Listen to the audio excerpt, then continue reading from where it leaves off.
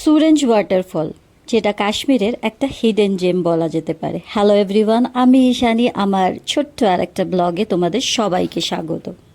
এটা পড়ে বারামুল্লা ডিস্ট্রিক্টে, মানে গুলমার্গ যাওয়ার ঠিক আগে। ডান দিকে একটা রাস্তা চলে গেছে, যেটা চলে যায় বাবারিশি মাজারের দিকে।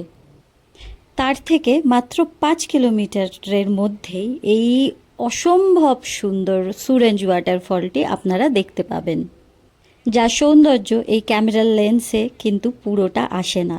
এতটাই সুন্দর যে নিজের চোখে না দেখলে বিশ্বাসই করা যায় না যে কাশ্মীরেও এত সুন্দর ওয়াটারফলস আছে।